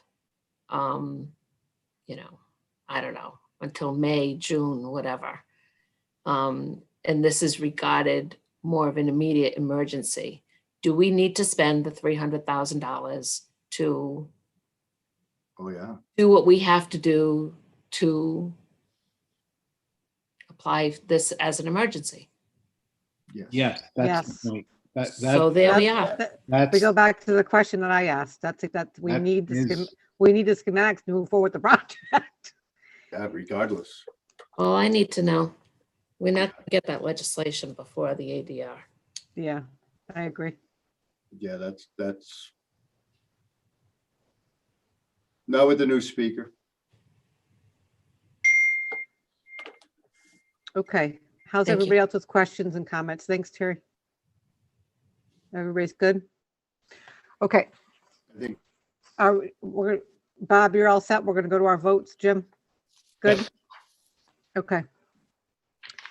So first we need to commit the money to the capital housing aid, and then we need to commit the money to the project. Okay, so let's take, I'll read the motion.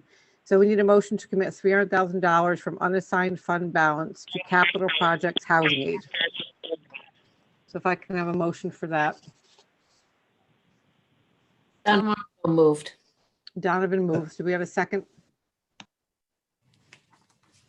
Second. Alan seconds.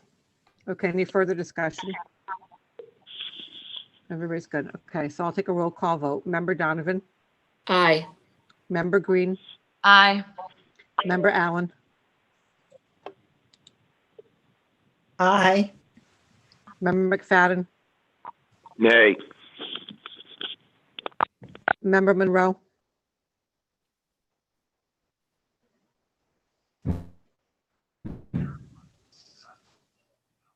Member Monroe? Andrea?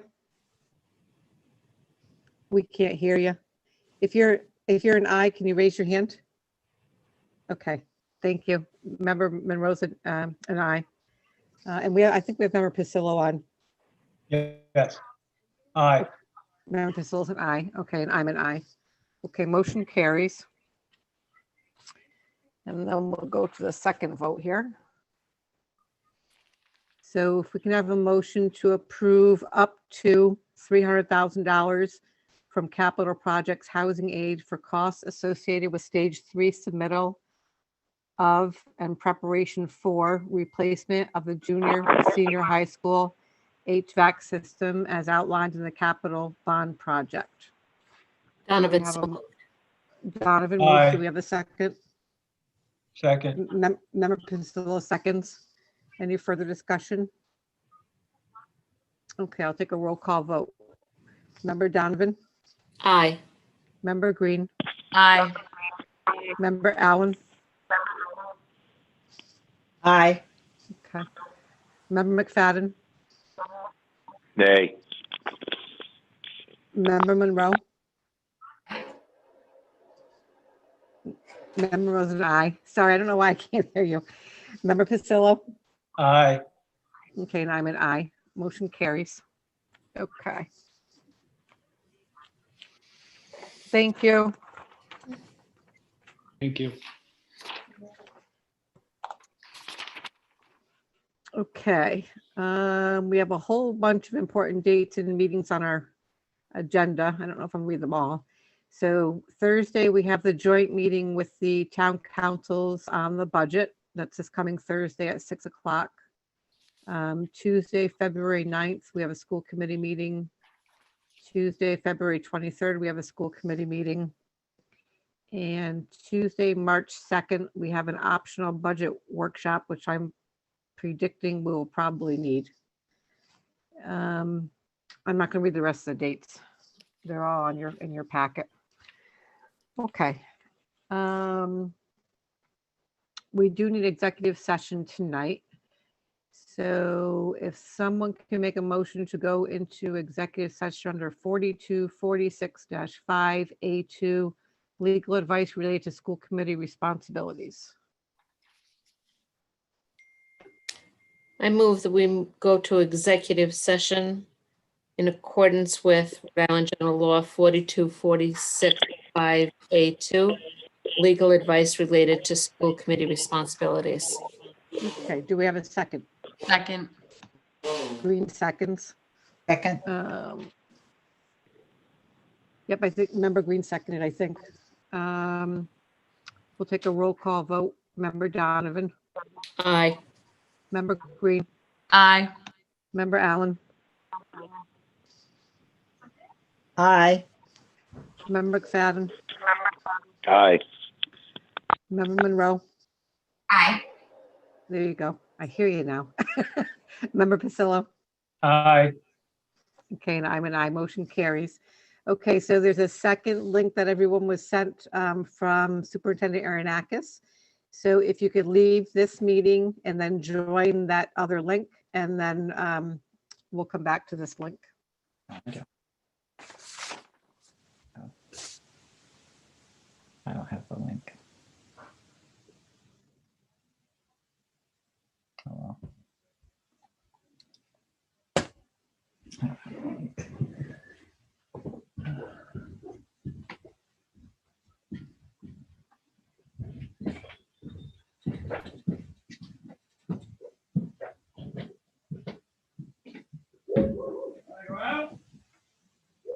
Howard?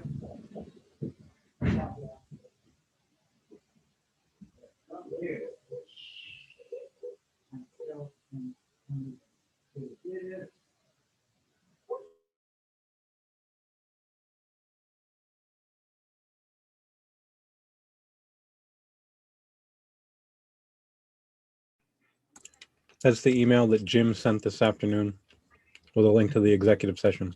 But you need to leave Okay. this meeting to get there. Okay, thank you. No problem. We didn't know about this meeting, oh my God. What's that? No, that's my wife. Okay.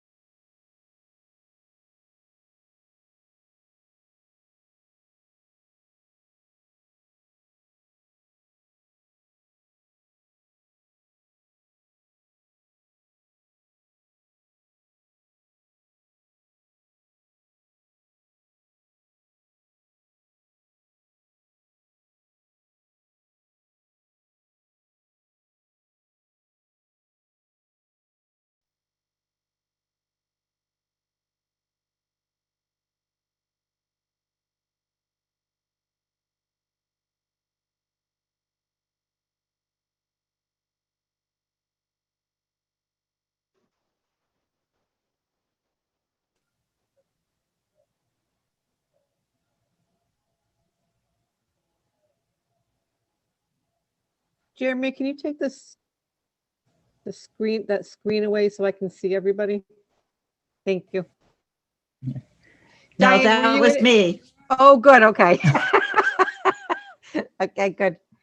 We thought it I was. thought you were supposed to press *6, and I did, but nothing Yeah, happened. *6, nothing happened.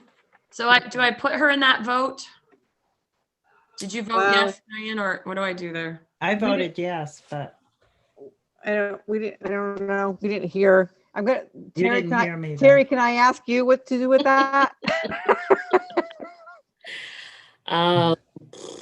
Well, I would have tried to include in the minutes when Diane did join the meeting, if she wasn't there from the beginning. And then if she's asserting now that she was an affirmative vote, I would put that it was 7-0 to exit. Okay. I believe she was because I could see that number. She Right. was there the whole time. We just Okay. couldn't. Okay. You just couldn't hear me for some reason. *6 didn't work, I guess. Okay. All right, let's see. Do we have everybody back? 1, 2, 3, 4, 5, 6. I think we're missing Michael. All right, well, we have a quorum, so we'll keep going. It's getting late. I don't see Paul either. Yeah, Paul's Oh, there he is. Okay. 7:07. Yeah, Paul's on. Yeah. Okay. By So, the way, thank you, Andrew. yeah, Andrew departed. Okay, we are back in open That's right, session. Let's see. So if I can have a motion to seal the executive session minutes. So moved. Alan moves. Do we have a second? Second. Okay, Green seconds. And Cheryl Michael's back. Okay. Okay, let me take a roll call vote. Member Donovan, Nay. Member Green, A. Member Allen, Aye. Okay. Member McFadden, Aye. Member Pasillo, Aye. Member Monroe, Aye. and I'm an aye. Okay, motion carries. And then Cheryl, no votes taken in executive session. Okay. And then we just need a motion to adjourn. Donovan, so moved. Donovan Second. moves. Do we have a second? Green seconds. Okay, we'll take our roll call vote. Member Donovan, Aye. Member Green, Aye. Member Allen, Aye. Member McFadden, Aye. Member Pasillo, Aye. Member Monroe. Aye. Okay, and I'm an aye. Excellent. Thank you, everybody. Thanks for sticking in with the long meeting. Jim, you have anything? You're on mute. You're on mute. Thank you There so you much. go. You're Thank you. good? Okay. Thanks, everybody. Have a good night. You Thank too. you. You too. Thank you. See you Thursday.